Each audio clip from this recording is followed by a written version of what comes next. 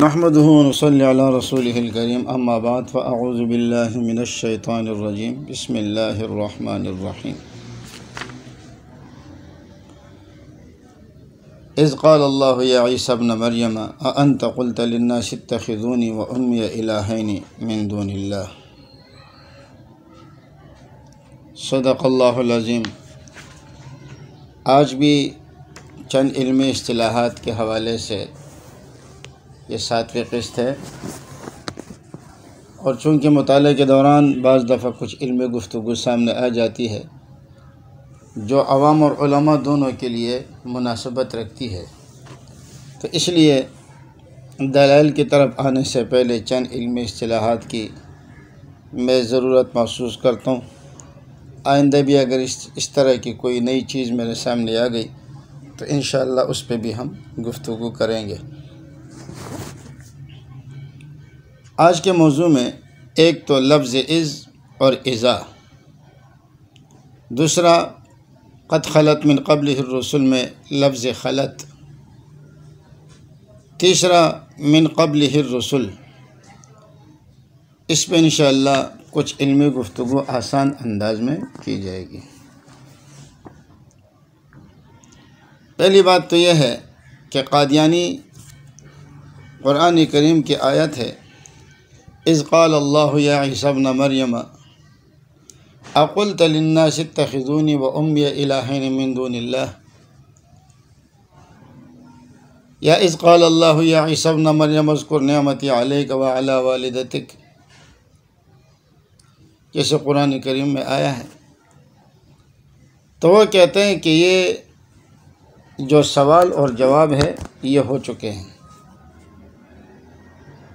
یہ قیامت کے دن سوال و جواب نہیں ہوگا۔ حالانکہ اگر آپ رکوع کے شروع میں دیکھیں گے تو یوم یجمع اللہ الرسل، جس دن اللہ رسولوں کو جمع فرمائیں گے اور فرمائیں گے ماذا اجبتم، تمہیں کیا جواب دیا گیا۔ قیامت کے دن عام لوگوں سے بھی سوال ہوگا، رسولوں سے بھی سوال ہوگا۔ عام لوگوں سے سوال یہ ہوگا کہ تم نے رسولوں کے بات پر کتنا عمل کیا، رسولوں سے سوال یہ ہوگا کہ تم نے میری دعوت کو پہنچایا یا نہیں، حالانکہ اللہ اچھی طرح جانتے ہیں۔ تو یہ جو سوالات ہوں گے یہ قیامت کے دن ہوں گے، لیکن قادیانی کہتے ہیں کہ یہ جو سوالات ہیں یہ پہلے ہو چکے ہیں۔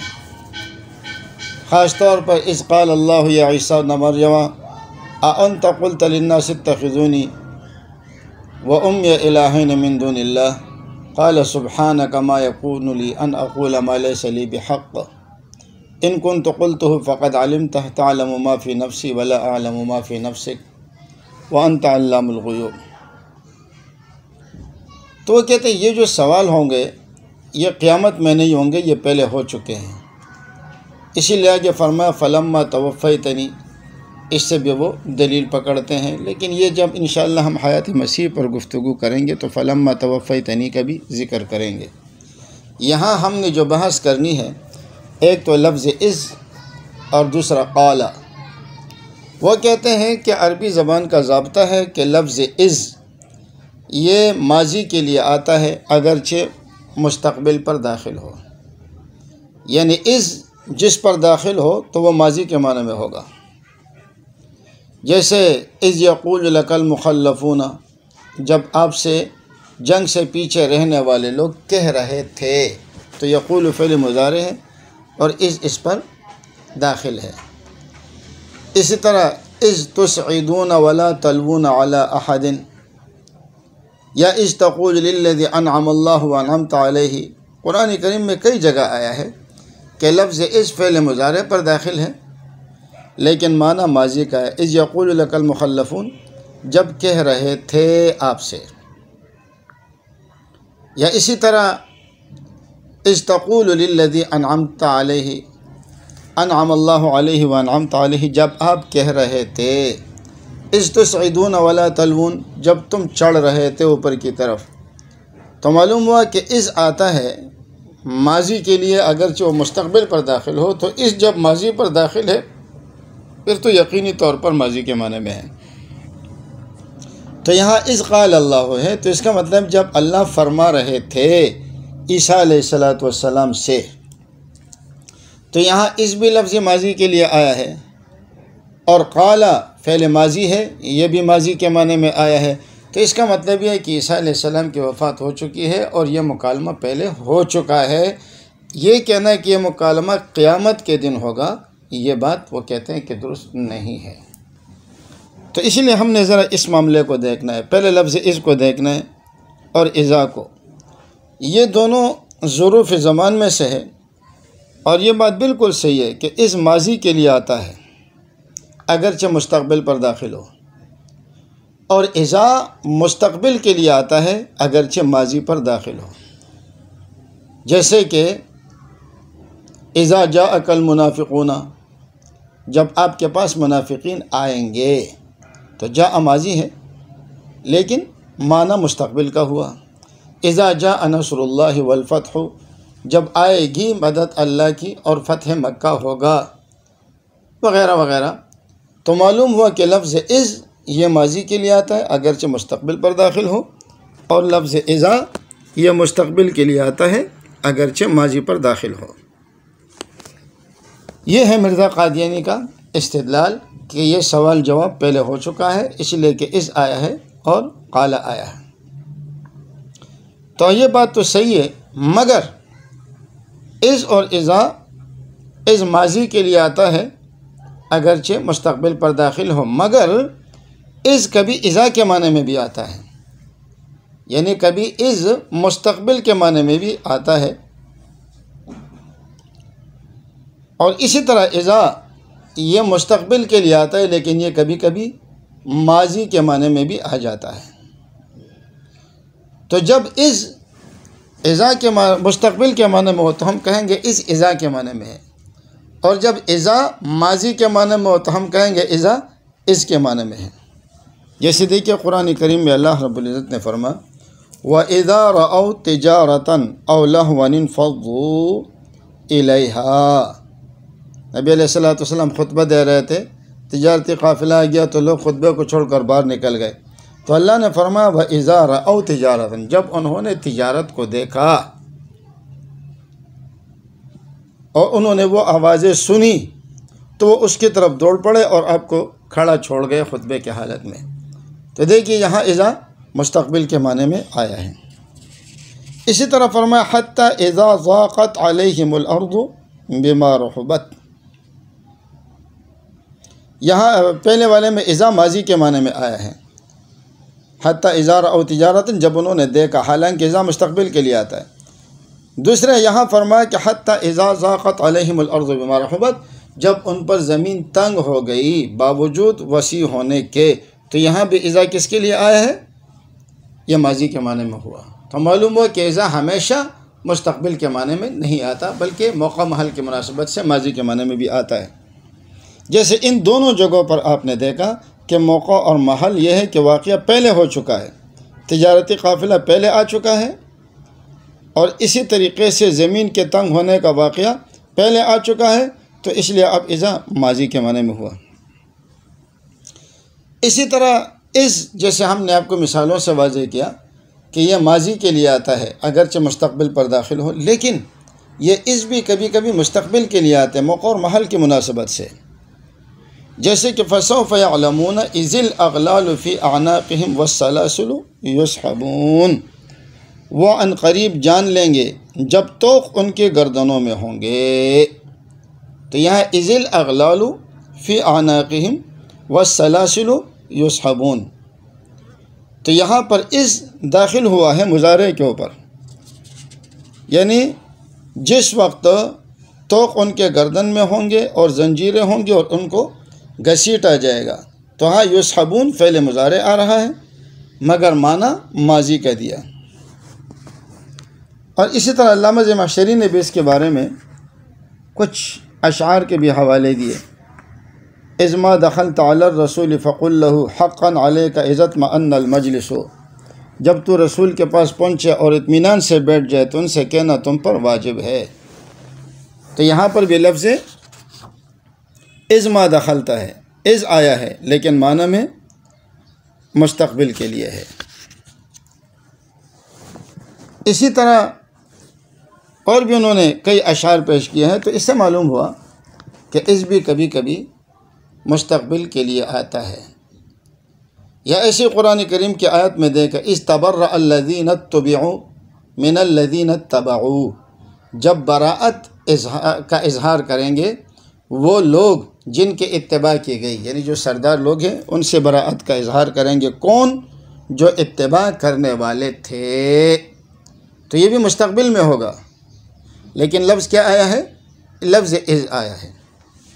تو معلوم ہوا کہ لفظ اذ میں بھی ہم دیکھیں گے، قرائن کو دیکھیں گے کہ یہ ماضی کا معنی بیٹھے گا یا مستقبل کا معنی بیٹھے گا۔ تو ظاہر ہے کہ براءت قیامت کے دن ہوگی۔ اسی طرح طوق قیامت کے دن پہنائے جائیں گے۔ تو یہاں پر اس کس کے معنی میں ہوا؟ مستقبل کے معنی میں ہوا۔ تو اب اس آیت کو دیکھیں، اذ قال اللہ یا عیسیٰ، تو ہم رکوع کے شروع سے دیکھیں گے کہ یہ سوال جواب کہاں ہو رہا ہے۔ تو اللہ نے فرمایا یوم یجمع اللہ الرسل، جس دن اللہ رسولوں کو جمع فرمائیں گے۔ تو رسولوں کا جمع کس دن ہوگا؟ قیامت کے دن ہوگا۔ تو معلوم ہوا کہ سوال جواب بھی قیامت کے دن ہوں گے۔ تو پھر اللہ رب العزت اپنی نعمتوں کا ذکر کر کے فرمائیں گے اذ قال اللہ یا عیسی ابن مریم، یا عیسی ابن مریم اذکر نعمتی علیک وعلی والدیک۔ اچھا، اب یہاں ایک بات یہ ہے کہ قال ماضی کا صیغہ ہے تو مستقبل کے معنی میں کیسے آیا؟ تو قرآن کریم میں اس کی مثالیں موجود ہیں کہ ماضی مستقبل کے لیے بھی ماضی کا لفظ استعمال ہوتا ہے جب فعل کا ہونا یقینی ہو۔ جب فعل کا ہونا یقینی ہو تو مستقبل کے لیے ماضی کا صیغہ استعمال ہوتا ہے، اور یہ صرف عربی میں نہیں ہمارے اردو زبان میں بھی استعمال ہوتا ہے۔ جیسے آپ کا مہمان آتا ہے، آپ اپنے ملازم سے کہتے ہیں کہ بھائی جا چائے لیا، وہ کہتا ہے لایا، حالانکہ ابھی وہ گھر سے چائے کے لیے نکلے ہی نہیں ہے ہوٹل کی طرف، لیکن وہ کیا کہتا ہے؟ لایا۔ ابھی آپ ان سے کہتے ہیں بیٹا ادھر آؤ، وہ کہتا ہے ابا آیا، حالانکہ ابھی وہ آیا نہیں، اپنی کرسی پہ بیٹھا ہوا ہے، لیکن چونکہ اس کا آنا یقینی ہے، چائے کا لانا یقینی ہے، تو اس لیے وہ کہہ دیتا ہے آیا۔ ہر زبان میں ایسا ہوتا ہے۔ تو اسی طرح جب کسی کام کا ہونا یقینی ہوتا ہے تو اللہ رب العزت اس کو ماضی کے لفظ سے تعبیر فرما دیتے۔ قرآن کریم میں کئی مثالیں، جیسے دیکھیں اتا امر اللہ، آیا اللہ کا امر، یعنی قیامت آ گئی، حالانکہ قیامت ابھی تک آئی نہیں ہے، لیکن قیامت کا آنا یقینی ہے، تو یقینی ہونے کی وجہ سے ماضی کا لفظ استعمال ہو جاتا ہے۔ تو اب دیکھیے یہ جو اذ قال ہے یہاں پر اس اذا کے معنی میں ہے۔ کیوں؟ اس لیے کہ پہلے قرینہ موجود ہے کہ یہاں پر یہ سوال جواب قیامت کے دن ہوگا، اور پھر لفظ قال کیوں لائے؟ اس لیے کہ سوال اور جواب یقینی ہے۔ تو یہاں تک تو اس اور اذا کے بارے میں آپ حضرات کے سامنے میں نے گزارش کر دی۔ اب اس کے بعد ایک بات یہ ذہن میں ابھی ذہن میں یہ بات آ گئی کہ جب فعل مضارع مؤکد ہو نون تاکید ثقیلہ کے ساتھ، تو فعل مضارع کے اندر یاد رکھیں اس میں حال اور استقبال دونوں کا امکان رہتا ہے۔ جیسے یضربو کے معنی مارتا ہے ابھی فی الحال، یا مارے گا، دونوں احتمالات رہتے ہیں۔ لیکن جب اس کے اوپر لام تاکید داخل ہو جاتا ہے تو پھر یہ اس کو مستقبل کے ساتھ خاص کر دیتا ہے، پھر اس میں ماضی کا احتمال نہیں رہتا۔ جیسے وَإِن مِّنْ أَهْلِ الْكِتَابِ إِلَّا لَيُؤْمِنَنَّ بِهِ، اہل کتاب میں سے کوئی بھی ایسا نہیں ہے مگر یہ کہ وہ ان پر ایمان لائیں گے۔ کس پر؟ عیسیٰ علیہ السلام پر۔ کب؟ تو لَيُؤْمِنَنَّ کے اوپر نون تاکید بھی آ گیا اور لام تاکید بھی آ گیا، تو یہ بات یقینی ہو گئی کہ یہ قیامت کے دن ہوگا۔ اور نحات نے یہ گزشتہ باتیں جو میں نے ذکر کی اس کا بھی ذکر کیا اور اس کا بھی، خاص کر مغنی اللبیب والے نے صراحت کے ساتھ ذکر کیا ہے کہ جب اس کے اوپر نون تاکید کے ساتھ لام تاکید آ جاتا ہے، نون تاکید آ جاتا ہے فعل مضارع کے اوپر، تو وہ مستقبل کے ساتھ خاص ہو جاتا ہے۔ تو اس کا مطلب یہ ہے کہ ان ایمان لانے کا جو معاملہ عیسیٰ علیہ السلام پر، یہ مستقبل میں ہوگا، اور مستقبل میں کب ہوگا؟ جب عیسیٰ علیہ السلام کا نزول ہوگا۔ باقی انشاءاللہ جب حیات مسیح کے جو دلائل ہوں گے اس کے تحت اس کا ذکر تفصیل سے آئے گا، لیکن یہاں میں نے سوچا کہ آپ کے سامنے اس ضابطے کا بھی ذکر کیا جائے۔ تو دو باتیں ہو گئی، ایک اس اذا کے بارے میں، دوسرا نون تاکید ثقیلہ کے بارے میں۔ تیسری بات یہاں پر یہ ہے کہ قد خلت، خلت کے معنی کیا ہے؟ قادیانی یہ دلیل پکڑتے ہیں کہ اللہ تعالیٰ نے فرمایا وما محمد الا رسول، محمد صلی اللہ علیہ وسلم وہ اللہ کے رسول ہیں، قد خلت من قبلہ الرسل، آپ سے پہلے بھی کئی رسول گزر چکے ہیں۔ تو یہاں پر قد خلت من قبلہ الرسل میں تین چیزیں ہیں، ایک تو لفظ خلت کا معنی، دوسرا من قبلہ کی جو نحوی ترکیب ہے، اور تیسرا الرسل کا جو الف لام ہے۔ اصل جو ہمارا مقصود اور مدعا ہے وہ اس کے متعلق ہے۔ تو مرزا قادیانی کہتا ہے کہ قد خلت میں خلت کا معنی کیا ہے؟ وہ کہتا ہے کہ خلت کا معنی ہے کہ انبیاء کرام آپ سے پہلے مر چکے ہیں، اور وہ خلت کا معنی کہتا ہے مرنا۔ تو اب مطلب کیا ہوا کہ نبی علیہ السلام اللہ کے رسول ہیں، اور آپ سے پہلے جتنے بھی رسول آئے ہیں وہ سارے کے سارے وفات پا چکے ہیں۔ تو جب سارے وفات پا چکے ہیں تو عیسیٰ علیہ السلام بھی آپ سے پہلے ہیں، تو آپ کا معنی بھی مطلب یہ ہوگا کہ یہ وفات پا چکے ہیں۔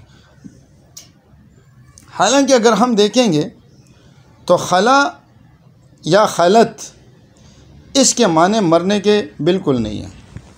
پہلے بھی ہم آپ کو بتا چکے ہیں کہ کسی لفظ کا صریح معنی ہوتا ہے یا معنی حقیقی ہوتا ہے، اور دوسرا کنائی معنی ہوتا ہے یا معنی مجازی ہوتا ہے، لیکن مرزا قادیانی وہاں کنائی معنی کو صریح معنی میں کر دیتا ہے اور مجازی معنی کو حقیقی معنی میں کر دیتا ہے۔ معنی حقیقی وہ ہوتا ہے کہ جس کو واضح نے وضع کیا ہو اس معنی کے لیے۔ اب ہم اہل لغت سے پوچھیں گے کہ خلا کی کیا معنی ہے، تو لغت کی کتابوں میں جب آپ دیکھیں گے تو لسان العرب اور قاموس میں آپ دیکھیں خلا آگے فرماتے خلا المکان والشیء یخلو خلوا وخلاء، یہ کہتے ہیں کہ کسی جگہ کا خالی ہونا، یہ اس وقت کہا جاتا ہے جب اس جگہ میں کوئی بھی نہ ہو، جیسے خلت الدیار من الانیسی، علاقے شہر خالی ہو گئے مانوس آدمی سے، یعنی میرے جتنے جان پہچان والے تھے وہ سارے کے سارے اٹھ گئے، ختم ہو گئے۔ تو جگہ کے خالی ہونا، تو ایک مطلب ہوتا ہے جگہ کو خالی کرنا، یعنی ایک جگہ سے دوسری جگہ منتقل ہونا، اور خلا کا دوسرا معنی آتا ہے گزرنا۔ اس کے معنی مرنے کے کہیں بھی نہیں لکھے ہوئے، مرزا قادیانی نے اس کو مرنے کے معنی میں لے لیا۔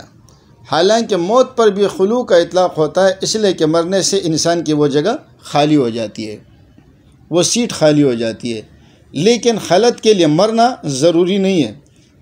جیسے مثال کے طور پر آپ کسی منصب پر بیٹھے ہوئے اور آپ وہاں اس منصب اور عہدے کو چھوڑ کر چلے جاتے ہیں، تو ہم کہتے ہیں فلاں کی سیٹ خالی ہو گئی، تو اس کا یہ مطلب نہیں ہے کہ فلاں مر گیا۔ تو سیٹ خالی ہونے کے لیے مرنا ضروری نہیں ہے، لیکن مرنے کے لیے سیٹ کا خالی ہونا ضروری ہے۔ ان میں عموم خصوص مطلق کی نسبت ہے، یعنی جہاں سیٹ خالی ہو جائے تو ضروری نہیں ہے کہ وہ مرا بھی ہو، لیکن جہاں مر جائے تو ضروری ہے کہ سیٹ خالی ہو جائے۔ تو آپ سے پہلے رسول مر چکے ہیں، یہ مرزا قادیانی کا ترجمہ ہے، اور وہ کہتے ہیں خلت کے معنی یا خلا کے معنی مرنے کے آتے ہیں۔ اور حالانکہ آپ دیکھیں قرآن کریم میں اللہ نے فرمایا وَإِذَا خَلَوْا إِلَىٰ شَيَاطِينِهِمْ، جب آپ کے سامنے ہوتے ہیں تو ایک بات کرتے ہیں، لیکن جب الگ ہوتے ہیں اپنے شیاطین کے پاس، یعنی اس مجلس سے دوسری مجلس میں چلے جاتے ہیں، تو کہتے ہیں اِنَّ مَعَكُمْ إِنَّمَا نَحْنُ مُسْتَهْزِئُونَ، مشرکو ہم تو تمہارے ساتھ ہیں، ہم تو انبیاء کا مذاق اڑانے والے تھے۔ تو معلوم ہوا کہ خلا کے معنی مرنے کے نہیں، یہ مطلب نہیں ہے کہ جب وہ اپنے شیاطین کے ساتھ مرتے ہیں۔ یا دوسری جگہ فرمایا وَإِذَا خَلَوْا عَضُّوا عَلَيْكُمُ الْأَنَامِلَ مِنَ الْغَيْظِ، جب تمہارے ساتھ ہوتے ہیں تو اور بات کرتے ہیں، لیکن جب تنہائی میں چلے جاتے ہیں، اس جگہ کو چھوڑ جاتے ہیں، تو غصے کی وجہ سے وہ تم پر اپنی انگلیاں کاٹتے ہیں۔ اسی طرح اللہ نے فرمایا فَخَلُّوا سَبِيلَهُمْ، ان کے راستے کو خالی کر دو۔ تو معلوم ہوا کہ خلت کے معنی آتے ہیں خالی کرنے کے۔ خلا کا دوسرا معنی آتا ہے گزرنا۔ ایک تو ان لوگوں نے اتنا پریشان کیا ہوا ہے، ہر 5 منٹ کے بعد کوئی نہ کوئی آ کے آوازیں لگاتا ہے، کوئی قلفیاں بیچتا ہے، کوئی ٹین ڈبے بیچتا ہے، کبھی سیاسی لوگ آتے ہیں، اللہ رحم فرمائے ہماری حالت پر۔ تو خلا کا دوسرا معنی ہے گزرنا، اور گزرنا جیسے فرمایا کلوا واشربوا ہنیئا بما اسلفتم فی الایام الخالیہ، فرمایا کہ تم کھاؤ اور پیو اس کے عوض جو کچھ تم نے گزرے ہوئے دنوں میں کیا۔ تو یہاں پر فی الایام الخالیہ اس سے مراد گزرا ہوا زمانہ ہے، زمانہ ماضی ہے، تو یہاں گزرنے کے معنی میں ہوا۔ اسی طرح اللہ تعالیٰ فرماتے ہیں سنت اللہ التی قد خلت من قبل، یا قد خلت فی عبادہ، کئی جگہ قرآن کریم میں آیا ہے وَلَن تَجِدَ لِسُنَّتِ اللَّهِ تَبْدِيلًا وَلَن تَجِدَ لِسُنَّتِ اللَّهِ تَحْوِيلًا۔ تو اب قادیانی مزاج کے مطابق ترجمہ یہ ہوگا کہ یہ اللہ رب العزت کی سنت ہے، قد خلت من قبل، جو پہلے مر چکی۔ اللہ کی سنت مرتی نہیں ہے، اللہ کی سنت قیامت تک زندہ ہے، اللہ کا جو طریقہ کار ہے وہ قیامت تک زندہ ہے۔ تو اس کا مطلب کیا ہے کہ یہ اللہ کی سنت ہے جو پہلے لوگوں میں گزر چکی ہے، اور اگر تم ایسا کرو گے تو تم میں بھی آئے گا۔ تو اب آپ کو معلوم ہوا کہ خلا کے معنی مرنے کے نہیں ہیں، خلت کے معنی مرنے کے نہیں ہیں، یخلو کے معنی مرنے کے نہیں ہیں، بلکہ اس کے معنی یا تو ایک جگہ سے دوسری جگہ منتقل ہونے کے ہیں، اور یا اس کے معنی گزرنے کے ہیں۔ تو اب مطلب کیا ہوا کہ نبی علیہ الصلوۃ والسلام اللہ کے رسول ہیں، اور ان سے پہلے بھی کئی رسول گزر چکے ہیں۔ تو اب دیکھیے عیسیٰ علیہ الصلوۃ والسلام بھی گزر چکے۔ کیسے گزر چکے؟ کہ اللہ تعالیٰ نے ان کو آسمانوں پر اٹھا لیا تو ان پر قد خلت کا اطلاق ہو گیا۔ خلا کے معنی جگہ خالی کرنے کے، عیسیٰ علیہ الصلوۃ والسلام جب دنیا سے تشریف لے گئے تو انہوں نے اپنی جگہ خالی کر لی، تو قد خلت من قبلہ الرسل کا معنی تو سمجھ میں آ گیا۔ اس کا یہ معنی تو نہیں ہے کہ مرزا قادیانی کہتا ہے یا اس کے دوسرے جو قادیانی حضرات ہیں وہ کہتے ہیں کہ قد خلت کا معنی یہ ہے کہ اس سے پہلے جتنے رسول ہیں وہ سارے کے سارے وفات پا چکے ہیں، حالانکہ یہ بات غلط ہے، موت کا معنی یہاں کہیں پر بھی نہیں ہے۔ تو خلت کے بعد دوسری چیز اس آیت میں ہے من قبلہ الرسل۔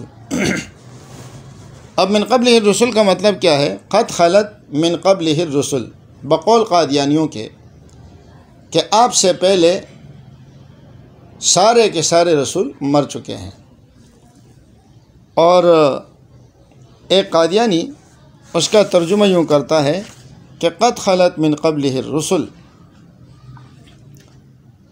یہاں پر وہ من قبلہ الرسل کی ترکیب کیا کرتا ہے؟ وہ کہتا ہے الرسل یہ موصوف ہے اور من قبلہ یہ صفت ہے۔ مرزا قادیانی کہتا ہے اب اس کا ترجمہ کیا ہوگا؟ وما محمد الا رسول قد خلت الرسل من قبلہ، یعنی رسول جتنے بھی آپ سے پہلے تھے سارے کے سارے گزر چکے، تو من قبلہ جار مجرور سے مل کر یہ الرسل کے لیے صفت واقع ہو رہا ہے، الکائنات کے متعلق ہو کر صفت واقع ہو رہا ہے۔ حالانکہ ایک ابتدائی درجے کا طالب علم جس نے صرف نحویر بھی پڑھی ہوگی ان کو پتہ ہے کہ صفت موصوف پر مقدم نہیں ہو سکتا، اور یہاں پر من قبلہ ہی جار مجرور سے مل کر خلت کے متعلق ہے، اور الرسل تو بعد میں آ رہا ہے، تو قد خلت من قبلہ الرسل میں آپ نے صفت کو موصوف پر مقدم کیسے کیا؟ یہ قادیانی حضرات کے علم کی حالت ہے۔ تو یہاں پر وہ کہتے ہیں کہ یہ صفت بن رہا ہے من قبلہ اور رسول کے لیے، حالانکہ ضابطہ ہے کہ صفت موصوف پر مقدم نہیں ہو سکتا۔ تو قادیانیوں کے یہاں پر ترجمہ کیا ہوگا کہ گزر چکے الرسل من قبلہ، نبی علیہ الصلوۃ والسلام سے پہلے جتنے بھی رسول تھے وہ سارے کے سارے گزر چکے۔ تو عیسیٰ علیہ السلام بھی آپ سے پہلے ہیں تو وہ بھی گزر گئے ہیں، حالانکہ بات یہ نہیں ہے، بلکہ کیا مطلب ہے قد خلت من قبلہ، گزر چکے آپ سے پہلے، اور رسول اب دونوں ترجمے میں فرق ہے۔ تو اب یہاں پر من قبلہ کی بات بھی آ گئی۔ اب یہ دونوں ترجمے میں فرق کیسے وہ اب آپ کو بتائیں گے۔ الرسل میں بھی الف لام میں بھی یہ لوگ گڑبڑ کرتے ہیں۔ وہ کہتے ہیں کہ دیکھو الف لام جو ہوتا ہے یا الف لام اسمی ہوگا یا حرفی ہوگا، اسم ہوئے جو اسم فاعل اسم مفعول کے شروع میں آیا، پھر حرفی کی جو قسمیں آپ کو معلوم ہے مشہور، یا تو جنسی ہوگا یا استغراقی ہوگا یا عہد ذہنی ہوگا یا عہد خارجی ہوگا۔ خلاصہ یہ ہے کہ الف لام کے مدخول شمرات اگر جنس ہے افراد منظور نظر نہیں ہے تو جنسی ہے، اور اگر افراد منظور نظر ہے تو اگر سارے افراد ہے تو استغراقی ہے، اور اگر سارے افراد نہیں یا بعض ہے تو وہ ذہن میں خارج میں متعین ہے یا متعین نہیں ہے۔ اگر متعین ہے تو عہد خارجی ہے، متعین نہیں ہے تو وہ عہد ذہنی ہے۔ یہ تو اہل علم حضرات کو سمجھ میں آئے گا۔ تو اب یہاں الرسل پر جو الف لام ہے یہ کون سا ہے؟ قادیانی کہتے ہیں یہ الف لام استغراق کا ہے۔ استغراق کا مطلب یہ کہ رسولوں کے تمام افراد آپ سے پہلے گزر چکے ہیں۔ حالانکہ اگر الف لام کو استغراق کے معنی میں لیں گے تو پھر اس کا مطلب یہ ہوگا کہ تمام افراد پہلے گزر چکے ہیں، تو رسولوں کے تمام افراد جب نبی علیہ السلام سے پہلے گزر گئے تو نبی علیہ السلام نعوذ باللہ رسولوں میں شامل نہیں ہوئے۔ اس لیے کہ اب مطلب کیا ہوگا کہ رسول تو وہ ہیں جو نبی علیہ السلام سے پہلے گزر چکے ہیں۔ قد خلت من قبلہ الرسل، نبی علیہ السلام سے پہلے سارے رسول گزر چکے ہیں۔ تو جب سارے رسول نبی علیہ السلام سے پہلے گزر چکے ہیں، بلکہ قادیانیوں کے بقول وفات پا چکے ہیں، تو اس کا مطلب یہ ہے کہ نبی علیہ السلام کے لیے رسالت ثابت نہیں ہے، اس لیے کہ وہ بھی تو رسول ہے نا۔ تو الرسل اگر استغراق کے لیے لیں گے تو اس کا مطلب ہے کہ رسولوں کے تمام افراد گزر گئے، تو نبی علیہ السلام کو بھی پھر گزرے ہوئے تو ہو ہی نہیں، اس لیے کہ وہ تو موجود ہے، تو پھر نبی علیہ السلام کی رسالت کا انکار کرنا پڑے گا۔ تو معلوم ہوا کہ الرسل کے اوپر جو الف لام ہے یہ وہ استغراق کے لیے نہیں ہو سکتا۔ تو پھر یہ الف لام کس کے لیے؟ الف لام جنسی ہے۔ جنسی کے اندر مطلب یہ ہوتا ہے کہ جنس مقصود ہوتا ہے، افراد مقصود نہیں ہوتا ہے۔ جیسے ہم اردو زبان میں کہتے ہیں بھائی مرد عورت سے بہتر ہے، کیا مطلب؟ جنس سے مرد جنس سے عورت سے افضل ہے۔ یہ ضروری نہیں ہے کہ مرد کا ہر فرد عورت کے ہر فرد سے افضل ہو۔ کیوں؟ اس لیے کہ بہت سارے مرد ایسے ہیں، بلکہ امت میں سے تو کوئی بھی ایسا نہیں ہے کہ جو مثال کے طور پر حضرت عائشہ سے افضل ہو۔ ہم لوگوں میں کوئی بھی ایسا نہیں ہے جو حضرت فاطمہ سے افضل ہو رضی اللہ تعالی عنہما، جو حضرت مریم علیہ السلام سے افضل ہو، حضرت رابعہ بصریہ سے افضل ہو۔ لیکن عام طور پر ضابطہ یہ کہ مرد عورت سے افضل ہے، لیکن عورتوں کے بعض افراد وہ مردوں سے افضل ہو سکتے ہیں۔ تو ہم کہتے ہیں الرسل سے مراد جنسی ہے۔ تو جنسی کا مطلب کیا ہے؟ اب ترجمہ کیا ہوگا؟ آپ سے پہلے بہت سے رسول گزر چکے ہیں۔ اب قادیانی ترجمہ کیا ہے کہ آپ سے پہلے تمام رسول وفات پا چکے ہیں، اور ہم کہتے ہیں تمام رسول وفات پا چکے ہیں نہیں، آپ سے پہلے بہت سے رسول گزر چکے ہیں۔ تو تمام رسولوں کا گزرنا اس سے لازم نہیں آتا۔ تو معلوم ہوا کہ الف لام جو ہے اگر آپ استغراق کے لیے لوگے پھر نبی علیہ السلام کو بھی نکالنا پڑے گا، اور اگر جنس کے لیے لوگے تو یہ معنی زیادہ صحیح بیٹھے گا۔ اور آپ سے پہلے بہت سے رسول گزر چکے ہیں تو ٹھیک ہے۔ اگر وفات کے معنی میں بھی لوگے تو بہت سے رسول وفات پا چکے ہیں۔ پھر سوال یہ آتا ہے کہ آپ تو کہتے ہیں الرسل میں تمام رسول داخل ہے، حالانکہ مرزا قادیانی کہتے ہیں کہ موسیٰ علیہ السلام کی حیات پر تو قرآن کریم کی آیت موجود ہے، وَلَقَدْ آتَيْنَا مُوسَى الْكِتَابَ فَلَا تَكُنْ فِي مِرْيَةٍ مِّن لِّقَائِهِ وَجَعَلْنَاهُ هُدًى لِّبَنِي إِسْرَائِيلَ۔ وہ کہتے ہیں موسیٰ علیہ السلام کی حیات کے لیے تو قرآن کے نص موجود ہے اور عیسیٰ علیہ السلام کے لیے کوئی نہیں ہے۔ تو یہ تو آپ کے لیے بھی اگر استغراق کے معنی میں بھی لوگے تو جس دلیل سے تم نے موسیٰ علیہ السلام کو نکالا ہے اسی دلیل سے ہم عیسیٰ علیہ السلام کو بھی نکال لیتے ہیں۔ بلکہ وہ کہتے ہیں کہ اللہ نے ہمارے ان اللہ قد فرض علینا، اللہ نے ہمارے اوپر یہ بات لازم کر رکھی ہے کہ ہم اس بات پر یقین رکھیں ان موسیٰ لم یمت ولم یزل حیا وما کان من المیتین۔ موسیٰ علیہ السلام وفات نہیں پا گئے، مسلسل زندہ ہے، وہ میتین میں شامل نہیں ہے۔ تو قد خلت من قبلہ الرسل کے استغراق میں سے آپ نے موسیٰ علیہ السلام کو کس دلیل سے نکالا بابا؟ اسی دلیل سے حضرت عیسیٰ علیہ السلام کو بھی نکال دو نا، کیوں تمہاری نانی مر جاتی ہے؟ اسی طرح منطقی حوالے سے بھی اگر آپ دیکھیں تو منطقی حوالے سے بھی آپ کو یہ بات سمجھ آ جائے گی کہ جب نبی علیہ السلام کی وفات ہوئی تو لوگوں نے یہ سمجھا کہ نبی علیہ السلام تو اللہ کے نبی ہے اور انبیاء کو تو موت نہیں آتی۔ ان کا یہ نظریہ تھا کہ جو نبی ہے وہ مرتا نہیں ہے، تو جب انبیاء کو موت نہیں آتی تو نبی علیہ السلام کو موت کیوں آئی؟ تو گویا ان کا نظریہ تھا کہ کسی نبی کو موت نہیں آئے گی، کوئی نبی مرا ہوا یا وفات شدہ نہیں ہے۔ اس کو کہتے ہیں سالبہ کلیہ منطق میں، اور سالبہ کلیہ کی نقیض جو آتی ہے وہ موجبہ جزیہ آتی ہے، اس لیے کہ سالبہ کلیہ کی نقیض موجبہ جزیہ آتی ہے۔ تو اب مطلب کیا ہوگا کہ ان کا دعویٰ تھا کہ آپ سے پہلے کہ کسی بھی نبی کو موت نہیں آنی، تو اس پر اللہ تعالیٰ نے فرمایا وَمَا مُحَمَّدٌ إِلَّا رَسُولٌ قَدْ خَلَتْ مِن قَبْلِهِ الرُّسُلُ۔ تو جب شبہ کرنے والے کا شبہ، سوال کرنے والے کا سوال سالبہ کلیہ کا ہے، غلط فہمی سالبہ کلیہ کی ہے، تو جواب میں پھر موجبہ جزیہ آئے گا۔ تو اب موجبہ جزیہ کب ہوگا؟ جب الرسل کے الف لام کو ہم جنس کے لیے لے لیں اور ترجمہ یہ کریں کہ آپ سے پہلے بہت سے رسول گزر چکے ہیں، اس لیے کہ سالبہ کلیہ کی نقیض وہ موجبہ کلیہ نہیں آتی، ورنہ پھر معنی و مفہوم بدل جائے گا۔ پھر قادیانی حضرات کہتے ہیں جب نبی علیہ السلام وفات پا گئے تو صحابہ کا اجماع ہو گیا کہ حضرت عیسیٰ علیہ السلام بھی وفات پا چکے ہیں، حضرت عیسیٰ علیہ السلام بھی وفات پا چکے ہیں، اس لیے کہ جب نبی علیہ السلام نے وفات پا گئے، حضرت ابوبکر صدیق نے یہ آیت پڑھی تھی وَمَا مُحَمَّدٌ إِلَّا رَسُولٌ قَدْ خَلَتْ مِن قَبْلِهِ الرُّسُلُ۔